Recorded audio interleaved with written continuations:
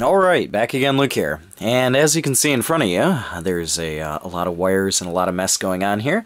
And some of you may remember this board, others of you may not know what the heck this thing is. This is that Konami Hornet board, and it is Silent Scope, Innocent Sweeper, Silent Scope 2 actually to be exact.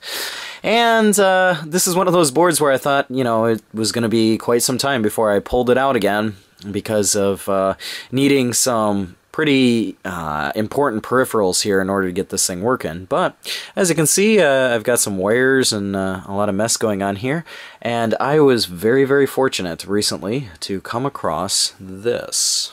Ta-da! This is the Konami Silent Scope gun. Now, I've been checking the schematics here and going through it to try and check all the pinouts here to try and get the gun and the internal LCD screen all wired up here. This thing was actually crushed in here. When I bought this thing, I bought it online, and the guy said that he was using it basically just for a display in his house, you know, just kind of hanging it on the wall. And I really didn't expect this to be in there, but this is the monitor. This is a small monitor that when you look through the scope, you can actually see the inside there, and you can see everything kind of zoomed in. But this thing was kind of crushed here. There was a few screws that were missing out of this, but I really didn't expect this monitor to be in there, to be honest. But it is in there. As far as if it works or not, I'm not sure. I haven't even had a chance to test this thing out. I've still been in the process of wiring it up. Here's the trigger for it, which still has the switch in it, and still had the wires in the bottom here. And since I had no connector for this, no adapter, I've been splicing wires and then tapping them off of the different spots where they needed to come from. And just using this connector here. This connector is detachable. It's just something that I made up, but yeah, it will detach from these 2 points, so it will make it easy for the gun to be removed and reattached. I'm going to try to wire up the power for it into a JAMA harness, so I can just plug that into my cab here and hopefully be able to get some power to it and get a picture going on it.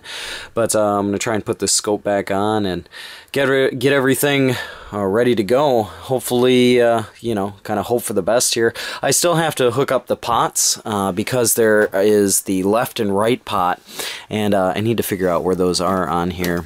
This thing does say, it says up, down, left, right here, so for these points, but I'm guessing those are on the pot, you know, on the different potentiometers, but I would hope so.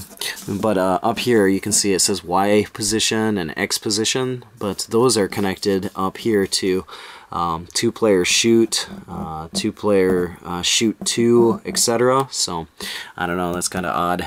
But we'll see what we can do here, see if we can get it wired up eventually. For the pots here, what I'm going to do is eventually I'm going to take them off of these pedals here. These are some pedals off of a Namco racing game, but it does have 2 of the heavy-duty pots on there, so I'll do that and get that all lined up and ready to go. But yeah, let's try and get this thing up and running, and hopefully if everything goes well I'll make another video. But alright, well, I got everything wired up here, and you know, thought I had everything working out okay, and then I decided to hit the old switch on the Blast City.